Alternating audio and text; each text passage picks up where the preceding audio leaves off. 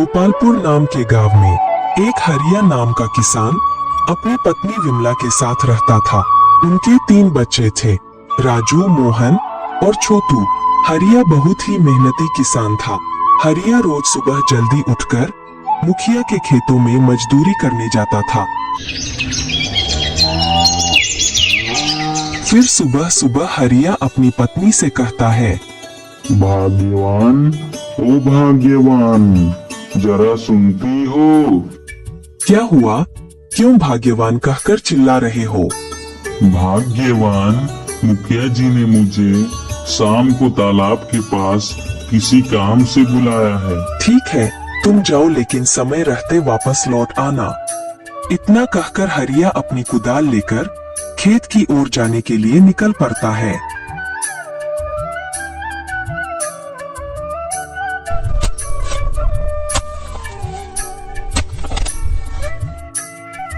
अरे मदन, मैं चलता हूँ भाई, मुझे मुखिया जी से कुछ काम है। दिन भर मुखिया के खेत में काम करने के बाद हरिया मुखिया से मिलने के लिए तालाब की ओर निकल पड़ता है। अरे भाई हरिया, कैसे हो? परिवार कुशलता पूर्वक तो है ना? हाँ मुखिया जी, आपकी दुआ और प्रभु की आशीर्वाद से सभी कुशल ही है। हरिया, आजकल खेतों का काम कैसा चल रहा है? हरिया, इस बार पिछले साल से ज्यादा खेती करनी है। इस बार थोड़ा खेतों में ज्यादा मेहनत करनी पड़ेगी। ठीक है मुखिया जी, मैं पूरी कोशिश करूंगा। आगे ईश्वर की माया है। अरे भाई हरिया, बातें करते करते जो काम से तुम्हें बुलाया था वह काम तो बताना ही भूल गया। किस काम से बुलाए थे मुखिया जी? मेरे काम में कोई भूल तो नहीं हो गई है? अरे हरिया भाई, ऐसी कोई बात नहीं है। तुम्हारे काम में कोई भूल नहीं हुई है। मैं तुम्हारे काम से बहुत खुश हूँ। चिंता करने की कोई बात नहीं है। तो क्या बात है मुखिया जी? हरिया, कल सुबह तुम्हें एक छोटा सा सामान लेकर चंदनपुर गांव जाना है। चंदनपुर गांव में मेरे मित्र गोपाल को सामान दे आना। मैं किसी काम से कल पास के गांव जा रहा हूँ, इस कारण मैं तुम्हें ये काम सौंप रहा हूँ। बस इतनी सी बात है, मैं इस सामान को कल ही पहुंचा दूंगा मुखिया जी।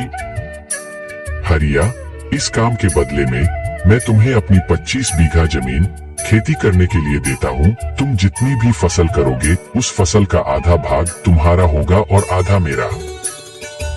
25 बीघा जमीन? मुखिया जी, आप क्या सच कह रहे हो? मैं सच कह रहा हूँ हरिया, मुझे तुम पर पूरा विश्वास है।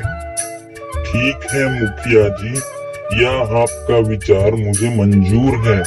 मैं 25 बीघा जमीन पर खेती जरूर करूंगा। हरिया मुखिया जी की बात सुनकर बहुत खुश हो जाता है और जल्दी से मुखिया जी से सामान लेकर घर की ओर निकल पड़ता है।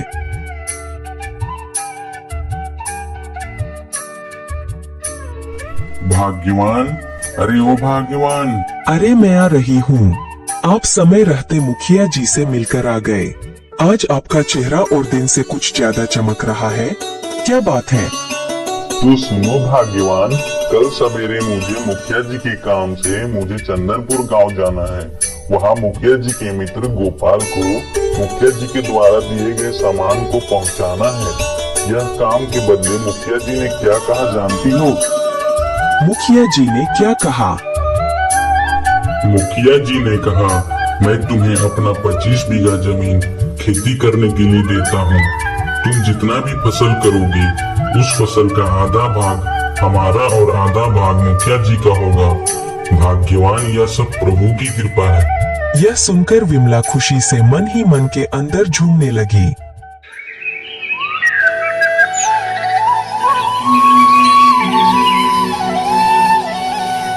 अगले दिन सुबह सुबह हरिया अपनी पत्नी से कहता है, भाग्यवान, ओ भाग्यवान, मैं चंदनपुर गांव के लिए निकल रहा हूँ।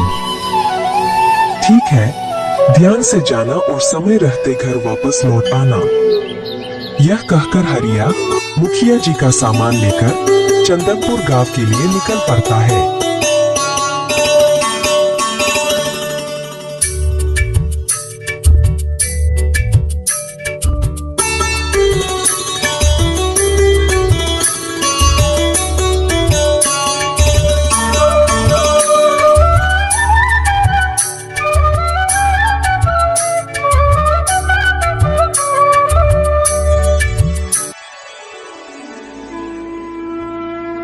हरिया चलते चलते आखिरकार चंदनपुर गांव में पहुंच जाता है।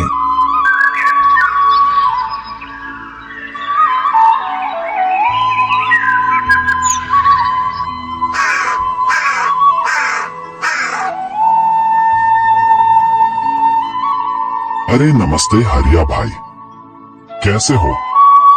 सभी गोपालपुर वासी कैसे हैं? नमस्ते नमस्ते गोपाल भाई, मैं ठीक हूँ। और आप कैसे हो?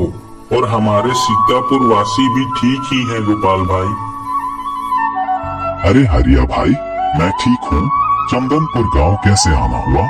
मेरे मित्र मुखिया जी कैसे हैं? गोपाल भाई, मुखिया जी भी ठीक है। उन्होंने आपके लिए एक सामान भिजवाया है, इसलिए सीतापुर से चंदनपुर आपके यहाँ आया हूँ। अच्छा दिखाओ, मेरे मित्र ने ऐसा क्या भिजवाया है? हाँ हाँ गोपाल भाई, ये लो। यह कहकर हरिया गोपाल को अपना सामान दे देता है। अरे हरिया भाई, इतनी दूर से आए हो, थोड़ी देर आराम कर लो। थक गए होगे, फिर थोड़ी देर आराम करने के बाद चले जाना। अरे नहीं गोपाल भाई, इतनी दूर जाना है, धीरे धीरे चलता हूँ, कहीं रास्ते में थोड़ी देर आराम कर लूंगा। यह कहकर हरिया अपने गांव सीतापुर के लिए निकल पड़ता है। कुछ दूर जाने के बाद हरिया सोचता है कि क्यों ना इस पेड़ की छाया में थोड़ी देर के लिए आराम किया जाए। यह सोचकर हरिया पेड़ की छाया में बैठ जाता है।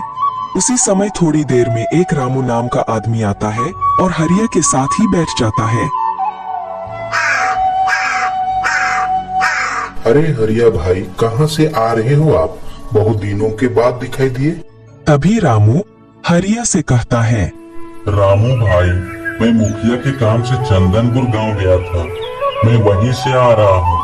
थोड़ी थकान सी होने लगी तो सोचा कि क्यों ना थोड़ी देर आराम कर लूं। रामू भाई, आप वैसे कहाँ जा रहे हो? हरिया भाई, मैं महामाया मंदिर दर्शन करने जा रहा हूँ। वैसे लोग कहते हैं, जो भी श्रद्धालु अपना मनोकामना लेकर जाते हैं, माँ महामाया के दर्शन मात्र से ही कभी खाली हाथ वापस नहीं आते। माँ महामाया उनकी मनोकामना कुछ ही दिनों में पूर्ण कर देती है। रामू भाई, आपने बहुत ही अच्छी बात बताई। घर जाकर मैं अपने भाग्यवान को मंदिर के बारे में जरूर बताऊंगा। यह कहकर हरिया जल्दी से अपने घर की ओर चल पड़ता है। घर जाकर हरिया मंदिर के बारे में सभी बात अपनी पत्नी विमला को बताता है। भाग्यवान, हमें माँ महामाया मंदिर दर्शन करने के लिए जाना चाहिए। यह बात सुनकर विमला बहुत खुश हो जाती है और हरिया से कहती है, जरूर भाग्यवान, हम मंदिर के दर्शन के लिए जरूर चलेंगे।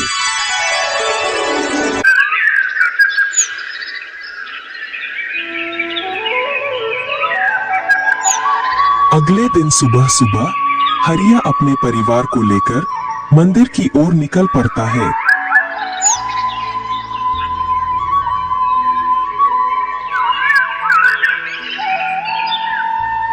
हरिया अपने परिवार को लेकर माँ महामाया मंदिर दर्शन करने पहुंच जाता है और अपने परिवार को मंदिर के अंदर लेकर जाता है। अंदर जाते ही हरिया सबसे पहले माँ महामाया को प्रणाम करता है।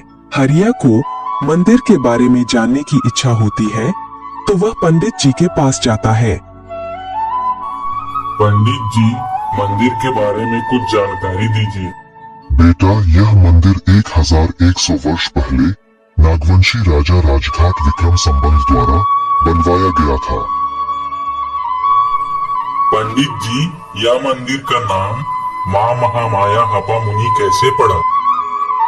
बेटा, 1100 साल पहले इस मंदिर में एक मुनि आए थे। उनका नाम उनुमुनि था। उनुमुनि बहुत ही काम बोला करते थे। उन्हीं मुनि के नाम पर माँ महामाया मंदिर हपा मुनि के नाम से प्रसिद्ध हो गया। पंडित जी, काली माता का चेहरा को हमेशा क्यों ढक कर रखा जाता है? बेटा, ऐसा माना जाता है कि माँ काली के चेहरे को नंगी आंखों से देखने पर देखने वालों की आंखों की रोशनी चली जाती है। इसी कारण से माँ काली को लाल कपड़ों से ढक कर रखा जाता है। इतना सुनकर हरिया अपने घर की ओर चल पड़ता है। कुछ ही दिनों बाद हरिया की मनोकामना पूर्ण हो जाती है और उनका परिवार खुशहाल हो जाता है और Please मुखिया like this video and subscribe to our channel.